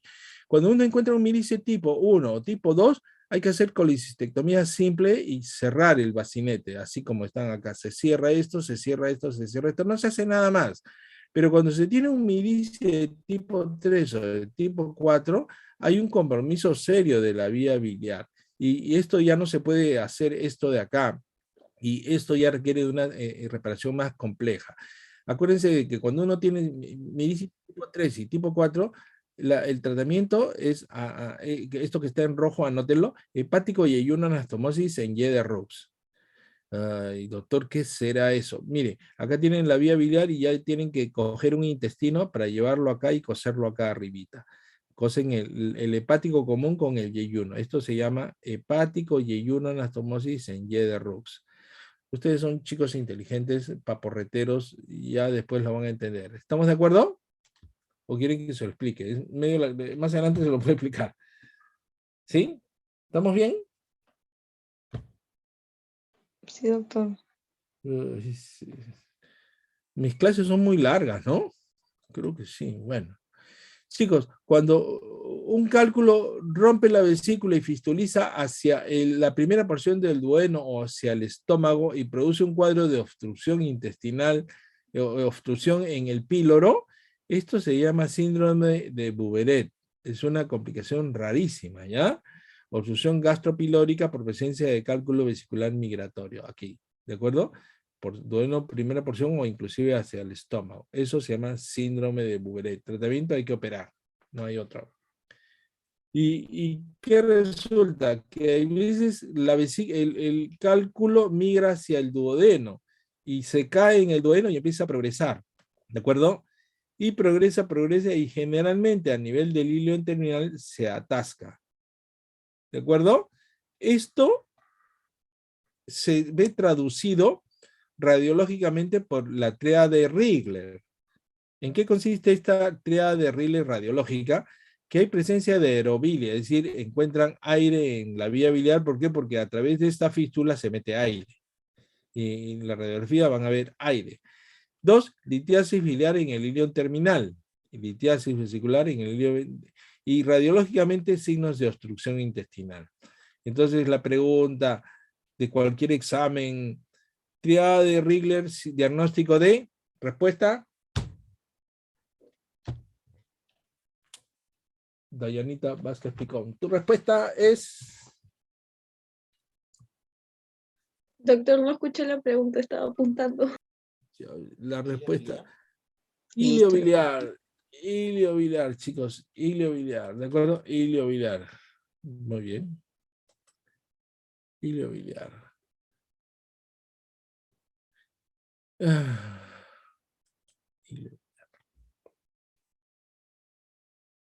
No corre.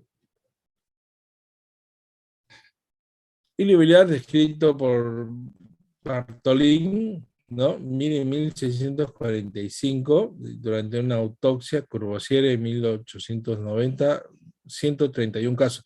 Miren, en esa época, ¿cómo es? Como no se operaban tantos casos, ¿no? Yo nunca he visto pues 131 casos, es horrible. Su difícil diagnóstico tiene un alto índice de complicaciones, mortalidad se encuentra entre 12 y 27% más si no se diagnostica o se trata mal. 1 al 15% de fístulas biliodigestivas producen hilio biliar, ¿ya? Bien, muy bien, sigamos. Y cuando está asociado a hilio biliar, ya es un mirici de tipo 5B. Pregunta de examen, perfecto. Generalmente el hilio biliar se observa en pacientes de edad avanzada, fistulizan al duodeno, menos frecuente al transverso, excepcionalmente al estómago. Cuando va hacia el estómago, se llama síndrome de Bouveret, ¿ya? Entonces ya sabemos los signos radiográficos, la triada de Rayleigh, ¿de acuerdo? Pregunta de examen: obstrucción de intestino, neumobilia y cálculo biliar ectópico en el ilion terminal. Aquí tienen el cálculo en el ilion terminal y signos de dilatación del intestino y presencia de aire en la vía biliar. ¿Ya? Muy bien. Muy bien, muy bien, muy bien. Ahí está, ¿no? Hay necesidad para el tratamiento, chicos. Miren, aquí tienen el hilo biliar. Hay que abrir el intestino y sacar el cálculo. ¿De acuerdo? Abrir cómo se hace, pero realmente le van a tratar el día de mañana, le van a preguntar.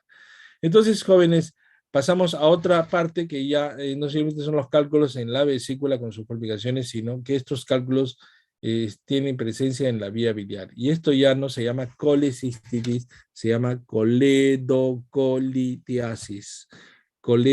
Cálculos en la vía biliar, ¿cómo se llaman, chicos? Coledocolitiasis. No es lo mismo, ¿no es cierto? ¿Sí? Aleixka, ¿estás ahí, Aleixka? Sí, doctor. Sí. Aleixka, ¿algo del doctor Granados?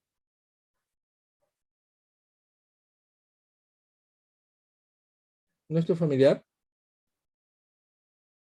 El doctor Granados es oftalmólogo, creo, ¿no? Nada. No, no es mi familiar. Menos mal. Está bien, ok. Muy bien, chicos, entonces, coledocolitiasis, ¿de acuerdo? Coledocolitiasis. Ya ustedes han llevado gastroenterología, saben que cuando un cálculo se enclava y está pequeñito, ¿cuál es el tratamiento?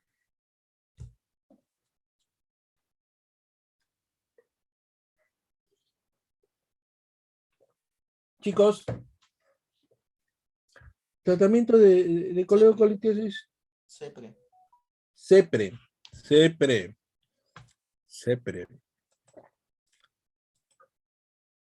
Entonces se mete el endoscopio y por ahí se puede bajar. Cálculos pequeñitos. Generalmente los que tienen 1 centímetro generalmente van a salir bien. Ya 2 centímetros ya es más difícil, ¿ah? ¿De acuerdo? Hay veces, todo la vía biliar está llena de cálculos. Esto se llama panlitiasis coledociana. Panlitiasis, o sea, todo la vía biliar lleno de cálculos. Esto de acá ya probablemente no simplemente se pueda resolver con una CEPRE. Lo que se tiene que hacer es una operación. Esto ya hay que resolverlo quirúrgicamente. En ocasiones encontramos un gran cálculo que está obstruyendo y tenemos una vía biliar dilatada. Las paredes de la vesícula normales son 2 milímetros, su inflamación es más de 4 milímetros. En el caso de la vía biliar, lo normal es de que sea menor de 6 milímetros. Pregunta de examen, ¿cuánto es la vía biliar normal? Menos de 6 milímetros. Cuando es más de 6 milímetros tenemos una vía biliar dilatada, ¿de acuerdo? Entonces, cuando tenemos una vía biliar así dilatada con un tremendo cálculo, esto ya no lo va a poder sacar por CEPRE, ¿de acuerdo? Esto el cirujano tiene que entrar, tengo que sacar la vesícula, tengo que ir a abrir la vía biliar para sacar los cálculos de la vía biliar. Hay veces el cálculo es pequeño, lo saco y le dejo un Dren de Kerr. Hoy en día hay técnicas que evitan dejarle un Dren de Kerr, se le deja un Dren a través de acá y se le cierra. Pero lo tradicional es colocarle un Dren en tubo en T, así, de látex, ¿no? Se le coloca, se llama Dren de Kerr, ¿de acuerdo? Cuando sean ustedes internos, y les digan retirar drenes, por favor, cuando vean un Dren de Kerr, ni lo toques, no se acerquen, ¿de acuerdo? Por amor, por lo que más quieran, no lo hagan, por favor, ¿ya? ¿Por qué? Porque el paciente puede terminar con una complicación seria y con un derrame biliar y hay que volverlo a meter a la sala de operaciones. ¿De acuerdo? Miriam, cuando veas un Dren de Kerr, ¿qué vas a hacer? Te mantienes alejada, ¿de acuerdo? Sí. Sí, no lo saques, por amor de Dios, ¿ya? Llamen al residente, pero no. Ahora, jóvenes, en una operación se hace muchas colecistectomías, pero uno de los objetivos más importantes que todo residente de cirugía y todo cirujano debe de tener es de que debo de hacer todo lo posible, todos mis esfuerzos, todo mi conocimiento, todos mis deseos, mis pensamientos, mis oraciones, para no provocarle una lesión en la vía biliar a un paciente cuando yo opero una vesícula. Porque cuando yo le provoco una lesión de la vía biliar, en realidad decía un cirujano argentino decía que cuando uno lesiona una vía biliar le estoy injertando un cáncer al paciente. ¿De acuerdo? Le estoy haciendo. Y uno puede lesionar en el transcurso de una colecistectomía la vía biliar. Y eso de ahí es una tragedia, una verdadera tragedia. Hay la clasificación de Chendes para las lesiones de la vía biliar, de tipo A, B, C, D, E, diversos tipos, depende de lo que se lesione, pero el hecho es de que, no les voy a preguntar esto de acá, pero lo importante es de que, lo importante para sacar una vesícula es que no debemos de lesionar una vía biliar. Yo cuando estoy ante una vesícula, por favor, hay que concentrarse mucho para no lesionar la vía biliar. Existen muchas formas, tomen nota, ustedes, para eso están hay ciertas recomendaciones para evitar eso. Dentro de eso es la visión crítica de Strasberg. Anoten y averigüen qué es la visión crítica de Strasberg. Eso sí lo pueden exponer el día de mañana, ¿de acuerdo? Visión crítica de Strasberg. Cuando encuentro cálculos muy grandes, hay algunas operaciones.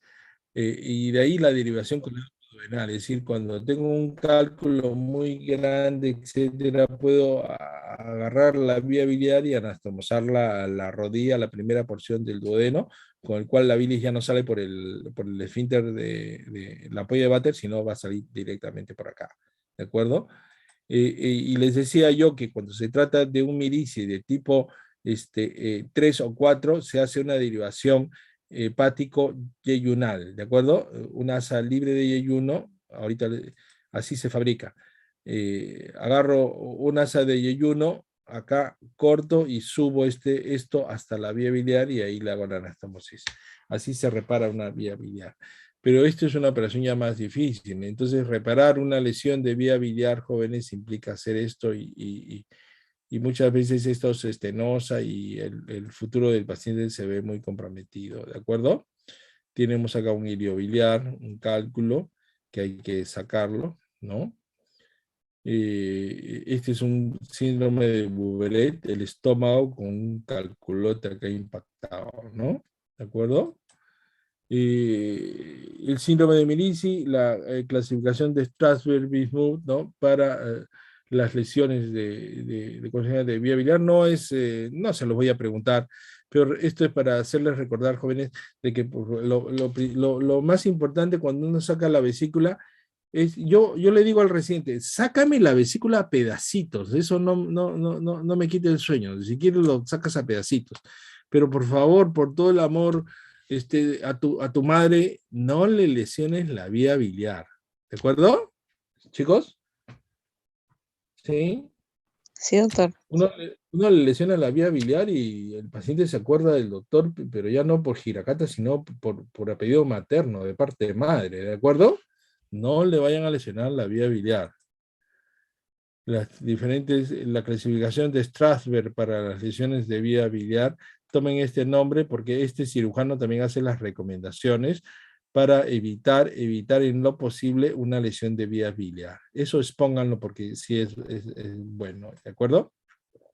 Esta clasificación de Bismuth-Corlett es para las lesiones benignas y malignas estenosantes de la vía biliar. Sobre todo se utiliza más para las malignas. Y la clasificación de tipo 4 es lo que se conoce, el cáncer es el famoso tumor de Klatskin, ¿de acuerdo? Un colangiocarcinoma en la bifurcación de la vía biliar, ya ustedes, supongo que sí han escuchado el tumor de Klatskin, no es la primera vez, ¿no es cierto? ¿Sí? ¿O es la primera vez? Cuando hagamos Primera vez, doc. ¿Sí? Maña, me sorprende. Bueno, cuando veamos hígado, veamos colangiocarcinoma, recuerden, el tumor de la bifurcación se llama el colangiocarcinoma se llama tumor de Klatskin. Es una maldición. Hablemos algo sobre tratamiento, nos quedan unos cuantos minutos para hablar sobre el tratamiento de las colecistitis y de las coledocolitiasis. ¿De acuerdo?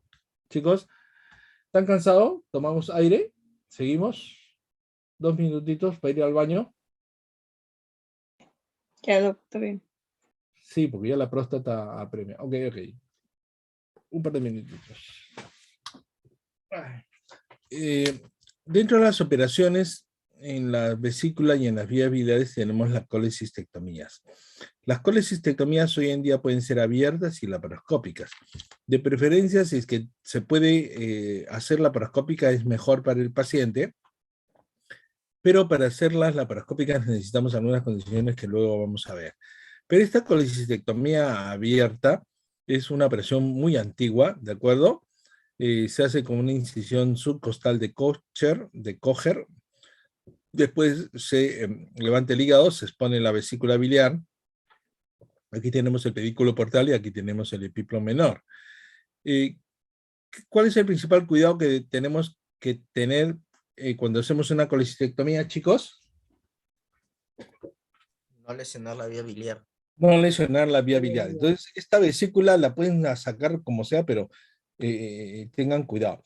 Para eso de ahí, traccionen la vesícula y disequen el triángulo hepatocístico. Triángulo hepatocístico, ya saben. Después de que han identificado bien las estructuras del triángulo hepatocístico, es decir, tienen que identificar el conducto cístico, la arteria cística, el borde del hígado, el pedículo, la arteria hepática derecha, la vía biliar. Una vez que tienen eso de ahí, recién ligan la arteria cística, ¿de acuerdo? La ligan y después de allí, ¿cómo se llama? Empiezan a sacar ustedes la vesícula del lecho, hay que separarla. Después de que ha separado, si es que tiene o no tiene indicaciones para hacer una colangiografía a través del conducto cístico, lo hacen no siempre, yo lo hago en forma selectiva, pero si es que hay sospecha de cálculos en la vía biliar principal, hay que hacerla, si no, no la hacemos. Después de que estamos seguros de que ya está todo bien, ligamos el conducto cístico, terminamos de ligar el cístico y retiramos la vesícula y dejamos la vía biliar intacta sin lesionarla, la arteria, el hígado sin lesionarla. ¿De acuerdo, chicos? en resumen, ojalá cuando haga una operación podamos ingresar a ver. Yo supongo que algunos ya han entrado. ¿Algunos han visto colistectomía abierta? ¿Alguien? ¿Nadie? ¿Laparoscópica han visto? Creo que sí, ¿no? La laparoscópica con usted. Ya, entonces, ya, perfecto. Entonces, bien, chicos, entonces esto es una operación bastante antigua. Hoy en día, jóvenes, la colistectomía laparoscópica es la que se impone. A finales de los años 80, los primeros años de los años 90, se empezó a hacer cirugía laparoscópica. ¿Tiene importancia? Sí, tiene importancia. ¿Por qué razón? Porque causa menor lesión al paciente, una recuperación más rápida, menor impacto agresivo, mejores resultados cosméticos, porque aquí tienen ustedes, imagínense, imagínense, ¿ven esta incisión? Marilyn Monroe, ¿no? Sí, sí. Entonces, se ve feo, pues, ¿no es cierto? Chicos. Entonces, Claro. yo calculo que un buen número de ustedes, chicas, van a hacer cálculos vesiculares. Cuando tengan el primer cólico, chicas, ahí mismo ya hagan sus preparativos de tal manera de que se les pueda extirpar la vesícula por vía laparoscópica y no terminar con un corte así, pues, ¿no? Se ve feo, ¿ah? ¿De acuerdo? O sea, tampoco es feo que digamos es horrible, pero supongo que hay cierta afectación, Miriam, ¿no es cierto? Emocional en la autoestima y en la visión, supongo, ¿no? Yo, Sí, sí, doctor. claro, con tal que salga bien, pero definitivamente no es lo mismo. La laparoscópica es mejor, ¿ya? Ahora, ¿cuál es el inconveniente con la laparoscópica, chicos? Presten atención. Complicaciones de la cirugía biliar. Recuerden cuál es la lesión más cuál es la complicación más grave en una colecistectomía, la lesión de la vía biliar. Miren, acá tenemos colecistectomía abierta y colecistectomía laparoscópica. La morbilidad, jóvenes, es similar en una y otro procedimiento. La mortalidad, chicos, es más en las colecistectomías abiertas porque se resuelven casos más complicados, ¿de acuerdo? No porque se mueran más por abiertas, sino porque es más casos más complicados. Pero miren este detalle, las lesiones de vía biliar, en las colecistectomías abiertas van entre 0 y 0.5 y en las laparoscópicas va de 0.2 a 0.8. ¿En dónde se lesionan más las vías biliares? ¿En abiertas o en laparoscópicas? Laparoscópicos. Laparoscópicas. Se acepta de que es el doble que las abiertas. ¿Y qué dijimos? Que cuando uno lesiona una vía biliar es una maldición y es meterle una complicación, es restarle años de vida al paciente, es injertarle un cáncer. Entonces, jóvenes, la colecistectomía laparoscópica es una gran cosa, pero tiene que hacerse en buenas condiciones y con un cirujano que tenga experiencia. ¿De acuerdo? Es con un cirujano que tenga experiencia y un buen criterio. ¿Ya? Chicos, ¿ya? Cierto. ¿Quién se ofrece de voluntario para que un cirujano aprenda a hacer colecistectomía? Levante la mano. Nadie, ¿no es cierto? ¿Y a quién le gustaría que lo opere un cirujano con experiencia cuidadoso encima, ¿no? Que trate sus vesículas como si el mismo cirujano tratara, pero su prepucio, ¿no es cierto? Sí, doctor. Así, pues tiene que ser cuidadosos, ¿no? No digo eso porque acá algunos chicos tratan muy mal a su prepucio, ya. Eso no me refiero. La colecistectomía laparoscópica utilizan trócares, chicos. Hay que hacer un neumoperitoneo e introducir CO2, anhidrido carbónico. ¿Por qué usamos anhidrido carbónico y no utilizamos aire ambiental? O el electrocauterio ¿Y qué pasa con el electrocauterio? puede dejar saca el humo, pues, y infla el abdomen del paciente. La pericia no es el motivo. O también puede causar una chispa que pueda encender. Exacto. ¿El aire ambiental qué porcentaje de oxígeno tiene? 21%. 20-21%. En una cavidad cerrada, chicos, con una chispa puede provocar una explosión. ¿Ah? ¿De acuerdo? ¿Ya? Entonces se utiliza un gas no combustible de rápida difusión. Un gas no combustible de rápida difusión es el CO2. ¿De acuerdo? Por eso se utiliza CO2. Pero se hace igualito, jóvenes. Introducen el trócar, utilizan el CO2, 4 trócares, cogen al fondo, hacia un costado, igual. Empiezan ustedes a identificar los elementos del triángulo hepatocístico. Y entonces, cuando ustedes identifican el triángulo hepatocístico, ¿de acuerdo? Jalando todo eso de ahí, eso tiene que ver con tener una visión ¿de qué? Del cístico, de la arteria, de por lo menos un tercio del lecho vesicular y que no exista ningún conducto que entre por acá. Eso se llama visión crítica de Strasberg. Busquen así, googleen. Visión crítica de Strasberg. Les ponen mañana. Igual se colocan clics, chicos, y después de que se han colocado clics, se saca la vesícula por uno de los trócares. Generalmente yo lo saco por el ombligo, ¿de acuerdo? Y después hay que cerrar. Bien, ¿qué se necesita? Se necesita un equipo de laparoscopía de buena calidad, el de trocauterios, agujas de Berres, se necesita pinzas adecuadas, trócares, ¿de acuerdo? Más o menos para que vean ustedes una ColeLab.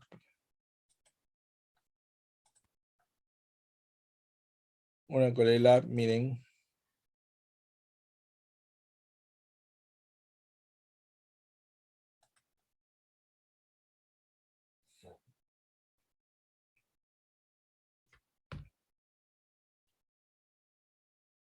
Se necesita un equipo especial.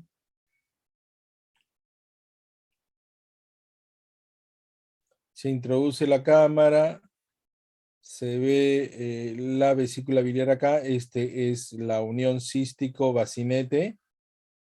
Esta es una tijerita, yo lo hago con un instrumento que se llama Hub, ¿no? Acá está la vía biliar, la vía biliar.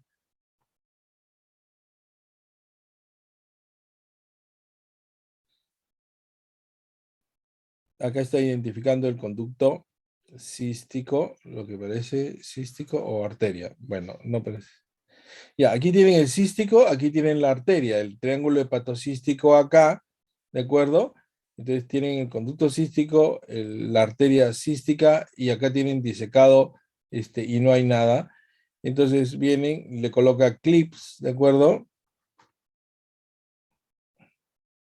Se puede hacer nudos también, en este caso clips del cístico. Son clips de titanio, 2 abajo, 1 arriba, la arteria 2 abajo, 1 arriba. Yo coloco 1 nomás.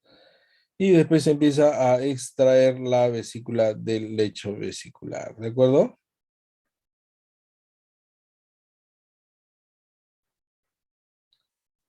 Bien, aquí ya tienen la vesícula, ya lo he separado del lecho. Está todo seco, no hay sangrados. ¿De acuerdo? Una vez que revisen todo, se termina de sacar la vesícula, se lava y se extrae la vesícula y ahí acaba la operación. Muy bien. Les voy a enseñar una colistectomía robótica. Miren, los instrumentos laparoscópicos son uno y miren el robot funciona diferente. Esta es imagen de una... vamos a ver. Ahí.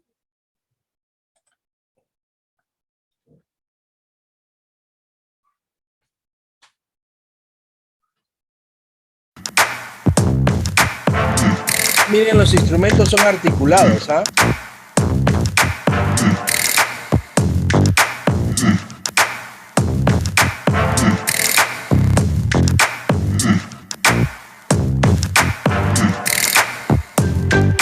Bonito se mueve, ¿no?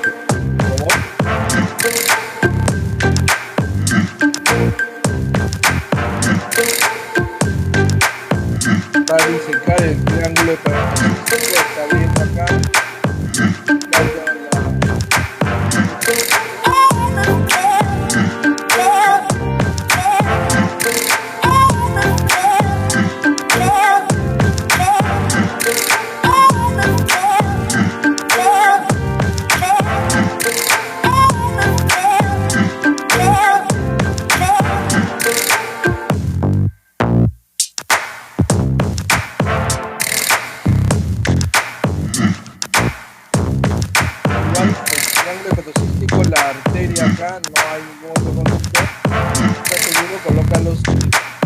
la arteria,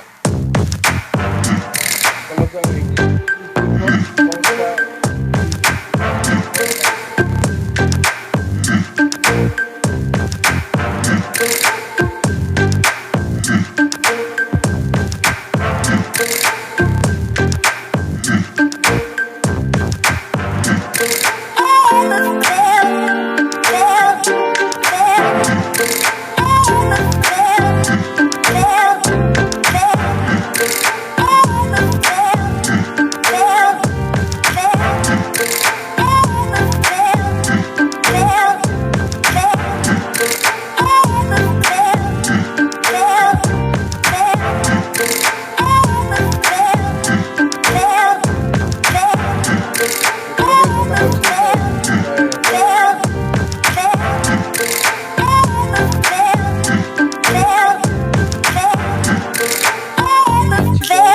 aquí tienen una CEPRE, ¿de acuerdo?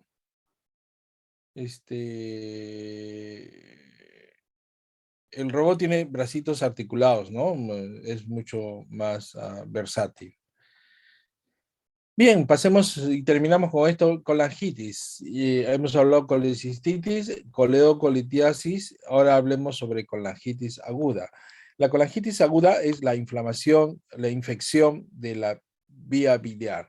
La infección de la vía biliar, que generalmente es secundaria a un cálculo o a una obstrucción, se llama colangitis, ¿de acuerdo? Colangitis, la infección. Esta colangitis puede sembrar de gérmenes y puede provocar abscesos en el hígado, ¿de acuerdo? De hecho, la primera causa de abscesos hepáticos son colangitis, cuando construye un cálculo acá, ¿de acuerdo? Esto suele ser una emergencia, ¿de acuerdo? Las colangitis, tenemos la pentada de Reynolds, y tenemos la triada de Charcot. Las colangitis es una urgencia médica quirúrgica y debe ser tratada lo más rápido posible. El tratamiento de elección de una colangitis aguda en la emergencia modernamente en todos los libros dice es el drenaje de la vía biliar en los casos graves, ¿no? Es la medida más importante. Y la forma de hacer el drenaje de la vía biliar modernamente es a través de la CEPRE, ¿de acuerdo? Pero eso de allí, jóvenes, sucede en otras partes. ¿Por qué? Porque en nuestro medio, sobre todo aquí en Chiclayo, para hacer una CEPRE, ¿qué cosas se necesita? Chicos. Un gastroenterólogo, ¿no es cierto? Y no encontramos gastroenterólogos de retenes y el equipo disponible a las 24 horas. Entonces, ¿qué resulta? Que no siempre está disponible y entonces muchas veces la colangitis en el 80-90% de veces tenemos que resolverlo nosotros los cirujanos haciendo un drenaje quirúrgico de la vía biliar, cosa que no debería hacerse porque el tratamiento de elección, cuando le vengan las preguntas, es una CEPRE y colocar un drenaje biliar. ¿De acuerdo? Si les pongo un caso clínico, ya saben cuál es la respuesta, chicos. CEPRE. doctor. Y si es que no hay CEPRE, drenaje quirúrgico. ¿De acuerdo, Dayana? Sí, doctor. Perfecto. Colangitis aguda, diagnóstico triada de Charcot. Fiebre, ictericia y dolor. Fiebre, ictericia y dolor, tenemos una triada de Charcot. ¿De acuerdo? Eso es diagnóstico de colangitis. Pero si es que además a esta triada de Charcot le agregamos que el paciente está en shock y con alteraciones en el sensorios, esto ya deja de ser la triada de Charcot para pasar a ser la pentada de Reynolds. Es decir, se le agrega shock y alteración en el sensorios. Esto de acá tiene alta mortalidad. Si es que no lo tratan, lo resuelven, el paciente se va a morir. ¿De acuerdo? Entonces, si es que hay, pues, difícil que un gastroenterólogo quiera intervenir en un paciente en estas circunstancias. Somos los cirujanos los que tenemos un corazón valiente, ¿no? Nos gusta la emoción a los cirujanos, entonces entramos a operar estas cosas. ¿No, Miriam? Los Sí, gastroenterólogos doctor. son cobardes, Miriam, ¿no? Son Un cobardes. poquito. Gallinas son. Entonces, en cambio, los cirujanos somos valientes. Entonces, tenemos que entrar, pues. Tratamiento de colangitis, chicos. Tratamiento antibiótico, generalmente, amoxicilina, ácido clavulánico o cefotaxima más ampicilina más ertapenem, ¿no? O imipenem, ¿de acuerdo? Cuando las colangitis están complicadas, colangitis purulentas, entonces, quién sabe, pipetazo, ¿no? Piperacilina, tazobactam, imipenem o meropenem más vancomicina, la vancomicina por el estafilococo aureus, y un drenaje de la vía biliar. La primera lesión, CEPRE, sonda nasobiliar, un stent biliar. Si es que no hay, como que no hay, entonces drenaje quirúrgico. Esto sí se los voy a preguntar de todas maneras, ¿de acuerdo? Muy bien. La cestrosona de preferencia no, porque produce barro biliar. Para finalizar, jóvenes, los pólipos vesiculares, litiasis vesicular y cáncer de la vesícula biliar, y hablamos sobre los pólipos vesiculares, ¿no? Esto es colesterolosis, esto no son pólipos, pero esto sí es un pólipo vesicular. En términos generales, la primera causa de muerte en Chile, recuerden, es cáncer de vesícula, entonces allá hay que operarlos, ¿no? Pero no estamos ahí nosotros en esas circunstancias. El factor más importante asociado a cáncer de vesícula es litiasis vesicular, ya lo dijimos, 50% de las mujeres chilenas pueden tener litiasis vesicular, cáncer de vesícula es la primera causa de muerte en mujeres allá en Chile, ¿no? El riesgo de encontrarse con un cáncer en una mujer que se opera de la vesícula a los 45 años es 2.5, es bajo. Pero si se opera a los 55, duplica el riesgo. Y si se opera a los 65, ya casi va 10%, cuadriplica el riesgo. Entonces, jóvenes, allá en Chile está bien esa conducta, pero no acá. ¿Cuál es la conducta y cuál es el resumen y a la larga qué es lo que se deben de llevar para toda la vida y para el examen? Que los pólipos menores de 5 milímetros no se operan, observación y control ecográfico. Los pólipos menores de 8 milímetros, pocas posibilidades de cáncer, observación sobre todo, pero los pólipos igual o mayor a 10 milímetros, alta posibilidad. Al hablar de alta posibilidad estamos hablando de 2.5, ¿ya? Es cirugía. Entonces, ya saben. ¿Cuáles se operan? Los pólipos mayores de 10 milímetros. 10 milímetros. Si tienen vesículas escleroatróficas, operarlas, chicos, operarlas porque son las que tienen mayor asociación a cáncer de vesícula. Carcinoma de vesícula siempre está en la pared. El ecografista, en mi experiencia, tenemos buenos ecografistas, estos la ven, ¿ah? Le dicen, doctor, sospecha de cáncer de vesícula. Y uno dice, a ver, ya no. Entonces le pedimos tomografía y a la tomografía sí realmente si es que vemos una tumoración vegetante en el interior de la vesícula, ese paciente no es candidato para colecistectomía. Ese paciente hay que entregarle a un cirujano bueno que sepa operar hígado. Hay que extirpar la vesícula con parte del hígado para que sea una cirugía curativa. Y hay que limpiar el ganglio cístico y hay que dejar limpio el hilio hepático, ¿de acuerdo? Chicos, ¿ya? Entonces no dejen que un cáncer de vesícula lo toque un cirujano común que no sepa operar cáncer. Recuerden, la vesícula de porcelana es la que más tiene relación con cáncer. Bien, 10 milímetros, colecistectomía. Aquí tenemos, miren, un cáncer de vesícula que está retrayendo ya el hígado. Se opera jóvenes y miren, hay metástasis alrededor. Muy bien, chicos, ok. 8:30 en punto. Yo soy como el tren inglés, así, puntual. Bien, yo creo que con la clase de mañana, el seminario, van a poder completar todo lo que hemos hecho el día de hoy. ¿De acuerdo? ¿Preguntas?